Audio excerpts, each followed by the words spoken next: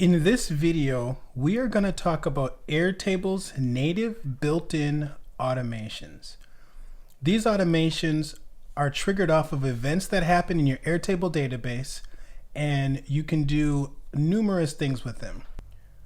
What I'm going to do is demo some automations for you. We're going to demo sending an email, we're going to demo creating a record, and we're going to demo a webhook. If you're new to automations, there's a couple things to understand. Automations are built off of what's called triggers. So the reason why it's called an automation is because it's automatic. When something happens in your database, something automatically kicks off. You don't have to click a button. You don't have to do anything. It just works for you. Actions are the things that happen after that trigger. So let's start. Now, behind every good automation is an even better story or problems to solve. In this example, we have a base called Zoe's Pizza.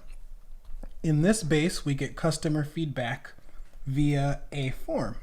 So this Zoe's Pizza form exists out there on the internet. It's on the website, and people leave feedback and reviews of their experiences at Zoe's Pizza. It's normally very, very good reviews, but every now and then there's a bad review. When we get a bad review, what we want is someone to interact with that customer who got that bad review. So let's send that person an email. So what we're going to do is I have created a table here. Here is the fields: name, phone, review, details, and email, obviously based on that form. I created another view called negative feedback, and what's going to pop in here is any reviews that come in that have less than 3 stars.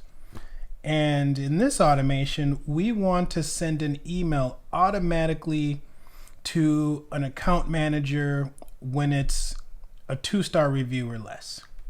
So you'll notice here I've got this new automation link next to blocks. I'm going to click this link and I'm going to click this button, create an automation. Let's call this automation bad feedback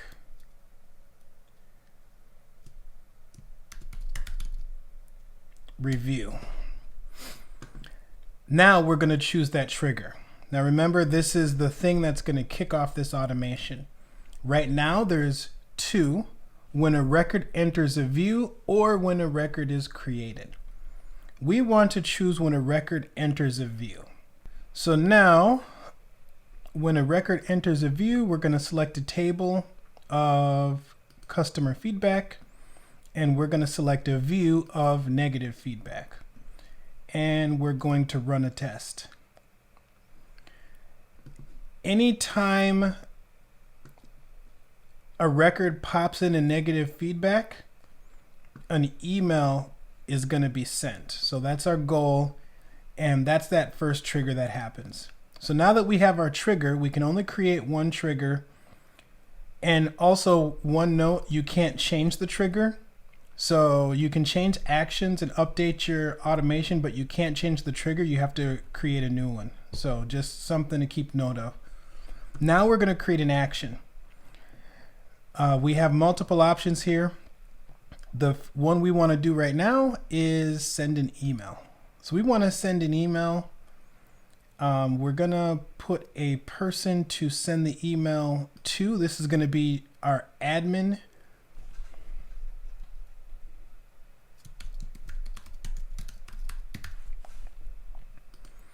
We have a subject here, so our subject line is going to be negative review. And what I'm going to do here is I'm going to map a field from that review that came in. So if I click this plus here, I can actually go to the field values and I can select a value that I want to map that will be dynamic with every review that comes in. So this review had a 2. And anytime a negative feedback comes through, it's going to map whatever that review number is, whether it's a 2 or a 1. And we're going to put a message here. We got a negative review.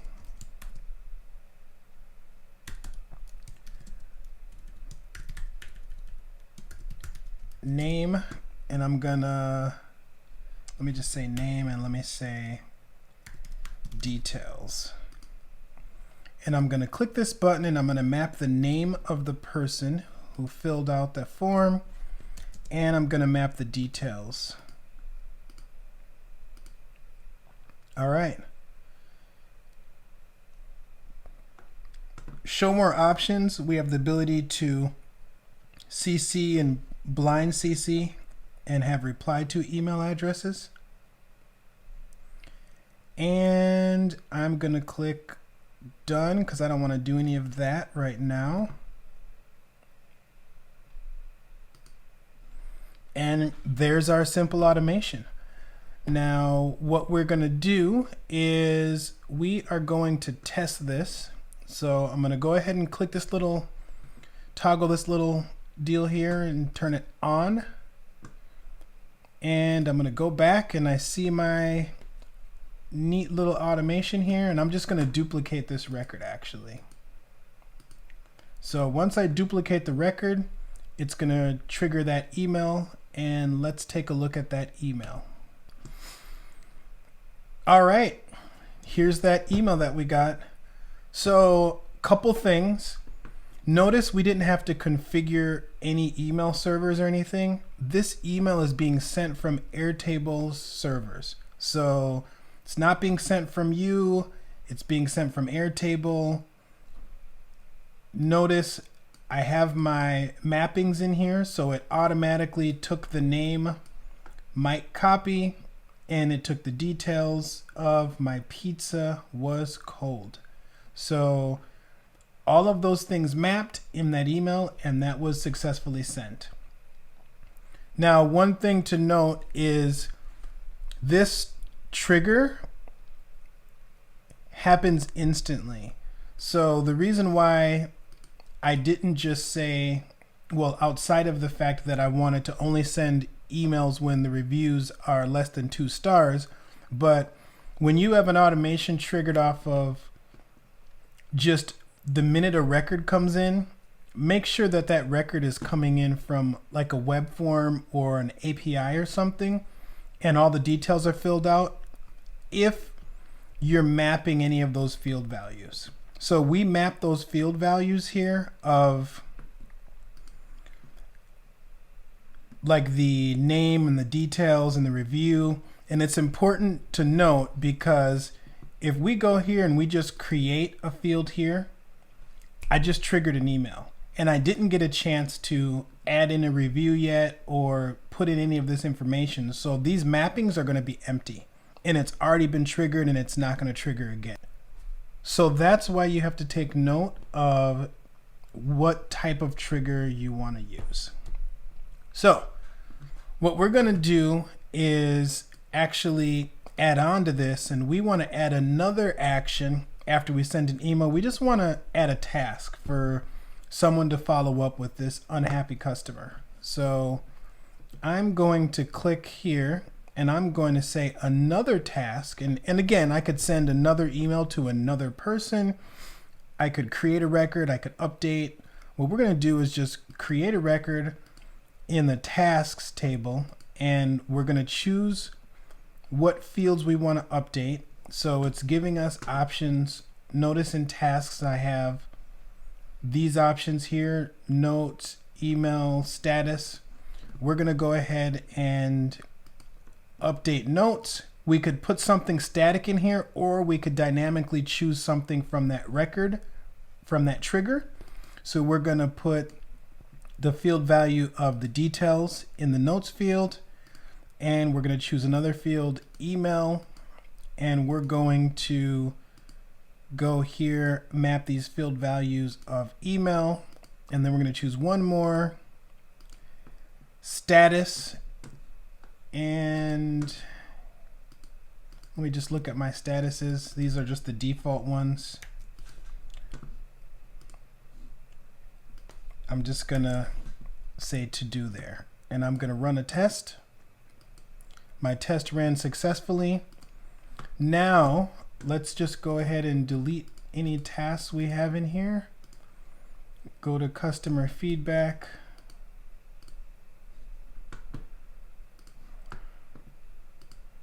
Delete these records, and I'm gonna duplicate this record again, and hopefully, oh, didn't work because I got to click this button update first. So now let me go back and redo that again. So I'm going to click here and duplicate this record. I'll get an email that will fire off again, and there we go. We have a task that was automatically created as well from that trigger. So that was successful as well. So the third thing that I would like to do is create an automation based on a script. Now this kind of really opens up what you can do with automations. It takes you outside of the realm of what Airtable is capable of and allows you to use tools like Zapier or Integromat or some other service that you created out there to do some other things with your base. So the reason why this is really awesome is previously, I'll explain it like this. Let's say you have a friend and you want to do a favor for a friend every day. You have a favor that you want to do for this friend, but your friend never tells you when he wants this favor. So you have to pick up the phone and call your friend every 5 minutes to say, do you want me to do this now? Previous to this update to Airtable, that is what our only options were with Zapier or Integromat or some other automation tool, right? So every 5 minutes, Zapier is saying, do you want me to do this now? Do you want me to do this now? It costs money and resources to do that. Now, with triggers, we can basically call up our friend and say, we're ready now. So now, your friend simply calls you when he needs help. So what we're going to do here is, I have a base here called Patron Pics. Basically, after you have some amazing pizza, you can take a picture of it, and with the picture of that pizza, you can go to our form here, and you can fill out this form and upload that food pic. And what I would like to do is some enrichment. I want to create an automation that's going to look at that image, run it through image processing and tell me what's in the image, and then post the details of that here in this GCV keys. So GCV doesn't mean anything. It's just an acronym, Google Cloud Vision. So we're going to use an automation to do that. So I created an automation in Integromat called Zoe's Pizza Image Detection. It's a lot of Z's. Actually, I like that. I'm going to rebrand. We're going to really differentiate. All right. So we got Zoe's Pizza, and we basically have a webhook. So we have a webhook from Integromat. This function is going to fire off the instant it gets a hit, and we are going to use Airtable.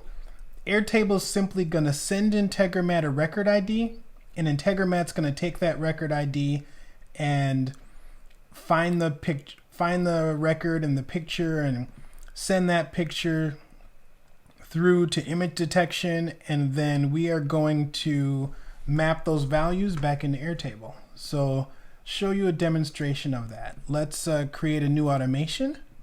We're going to call this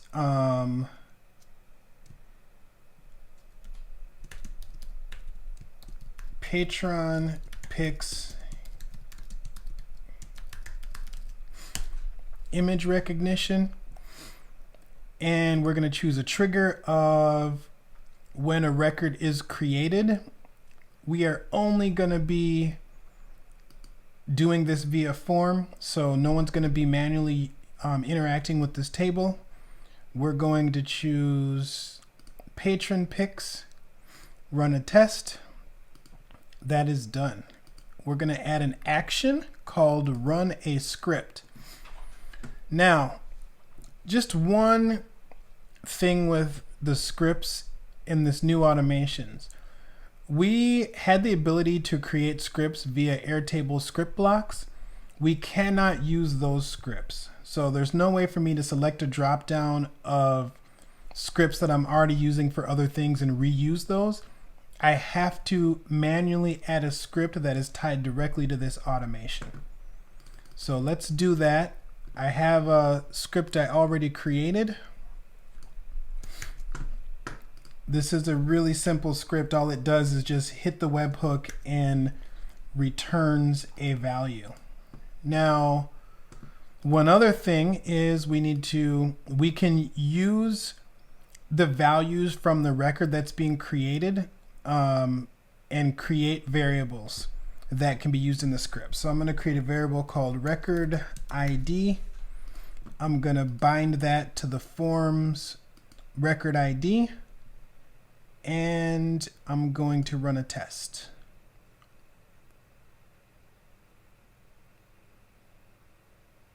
And the test ran successful.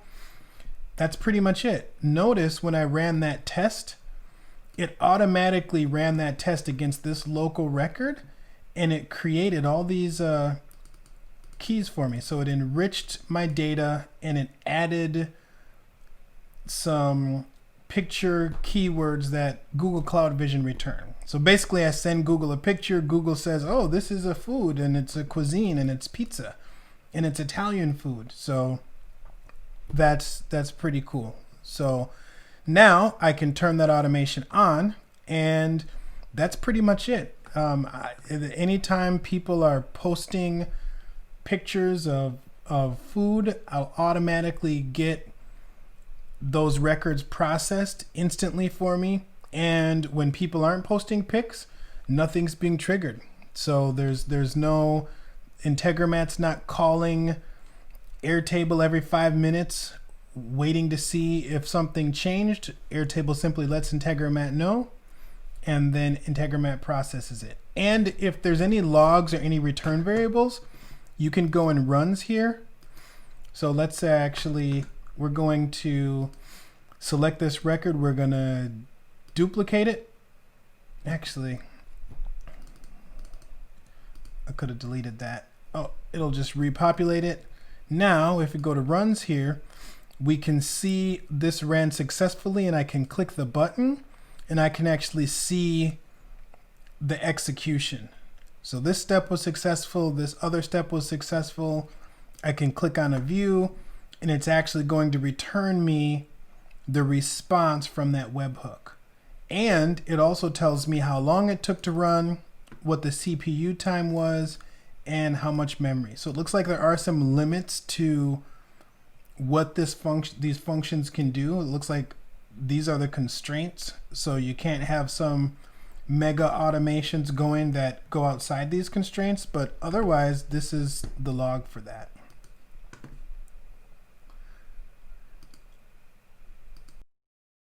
A couple last things to note.